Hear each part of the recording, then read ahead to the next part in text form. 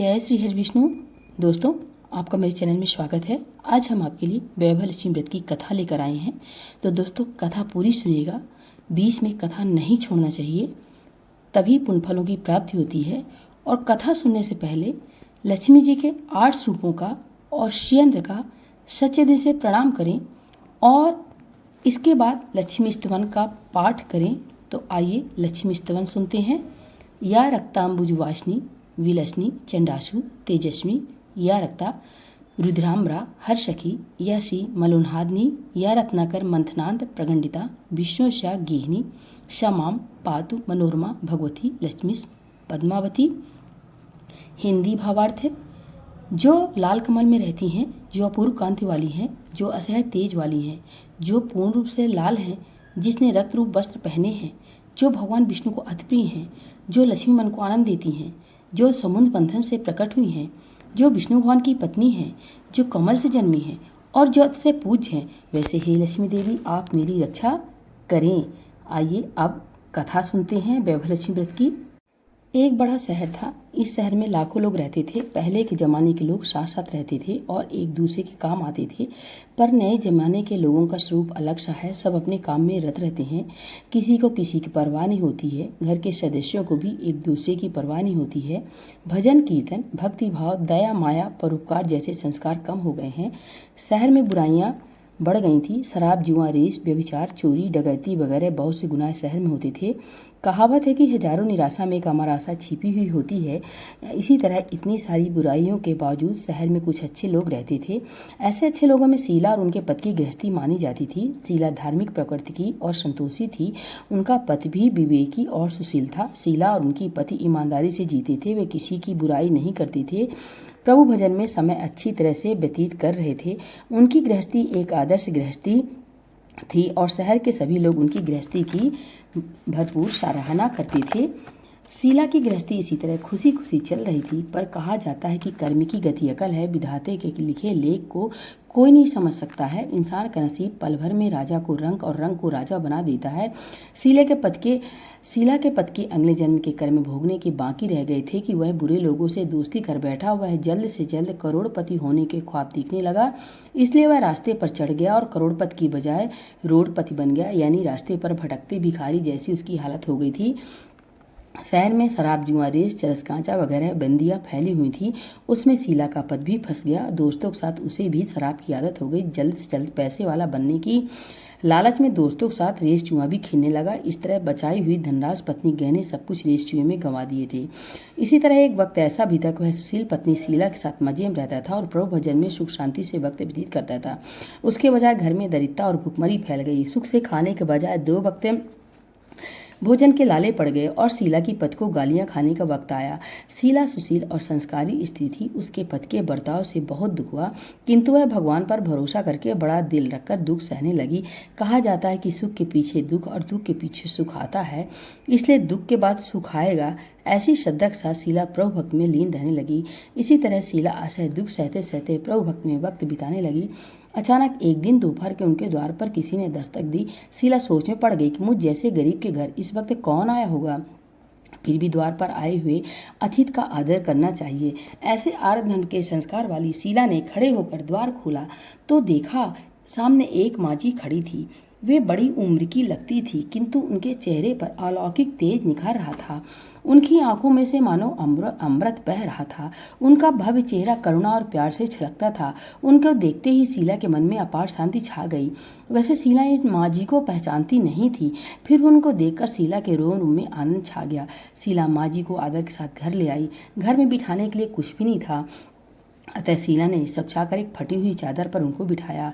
माजी ने कहा, क्यों पहचाना नहीं? शीला ने सकुचाकर कहा, माँ आपको देखते ही बहुत खुशी हो रही है, बहुत शांति हो रही है। ऐसा लगता है मैं बहुत दिनों से जिसे ढूंढ रही थी वे आप ही हैं, पर मैं आपको पहचान नहीं सकती। माजी ने हंसकर कहा, क्यों भूल गई? हर शुक्रवार को लक्ष्मी जी के मंदिर में भजन कीर्तन होते हैं, तब मैं भी वहाँ आती हूँ। वहाँ हर शुक्रवार को हम मिलते हैं।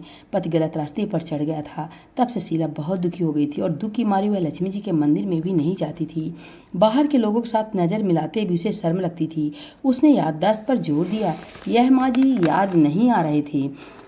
तभी माँ जी ने कहा, तुम महालक्ष्मी जी के मंदिर में कितने मधुर भजन गाती थी, अभी अभी तू दिखाई नहीं देती थी, इसलिए मुझे हुआ कि तू क्यों नहीं आती है, कहीं बीमार तो नहीं हो गई है। ऐसा सोचकर मैं तुझे मिलने चली आई। माँ जी के प्रेम भरे शब्दों से शीला का हृदय पिघल गया। उसकी आंखों में आंसू आ गए। वह माँ जी के सामने बिलक बिलक कर रोने लगी। यह देखकर माँ जी शीला के नजदीक सरके और सिसकती पीठ पर प्यार भरा हाथ फेंककर सांत्वना देने लगी। माँ जी ने कहा, बेटी, सुख और दुख तो धूप और छांव जैसे होते हैं। सुख के पीछे दुख आता है तो दुख के पीछे सुख भी आता है। धैर्य रखो बेटी। और तुझे क्या परेशानी है? तेरे दुख की बात मुझे सुना, तेरा मन भी हल्का हो जाएगा और तेरे दुख का कोई उपाय भी मिल जाएगा। माँ जी की बात सुनकर शीला को मन को शांति मिली। उसने माँ जी को कहा, मेरी गृहस्थी में भरपूर सुख और खुशियाँ थी। मेरे पति भी सुशील थे।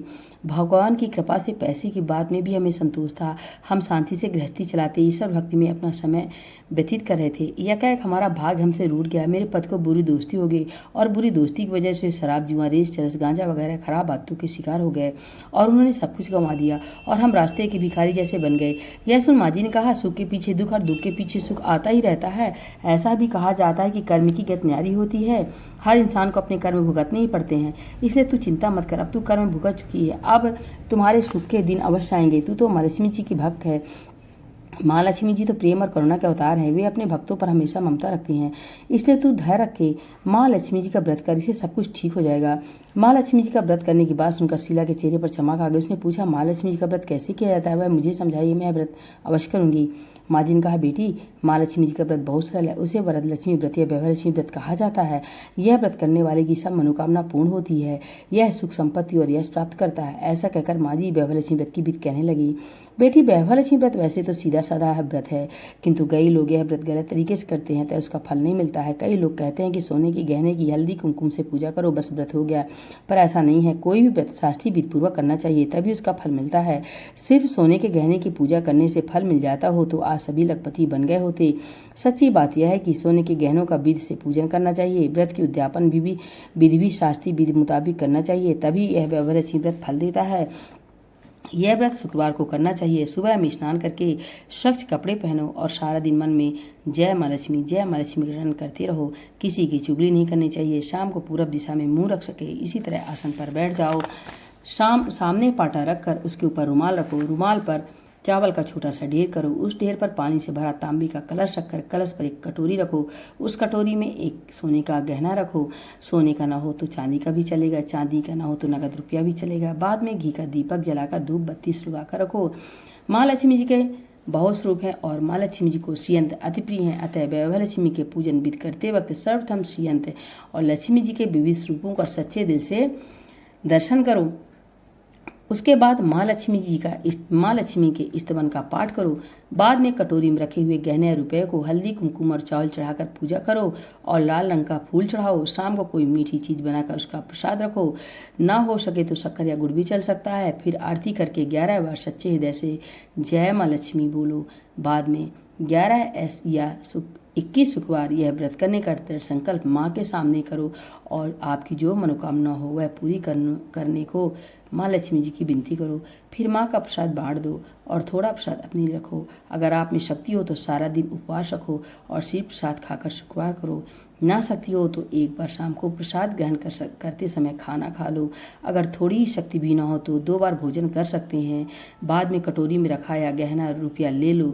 जो कलश का पानी तुलसी क्यारे में डाल दो और चावल पक्षियों को डाल दो। इसी तरह शास्त्रीय विधि अनुसार व्रत करने से उसका फल अवश्य मिलता है। इस व्रत के प्रभाव से सब प्रकार की विपत्ति दूर होकर आदमी मालामाल हो जाता है। संतान न हो से संतान प्राप्त होती है। सौभाग्यवती स्त्री का सौभाग्य खंड रहता है। कुमारी लड़की को मन भावन पति मिलता है। शीला यह सुनकर आनंदित हो गई।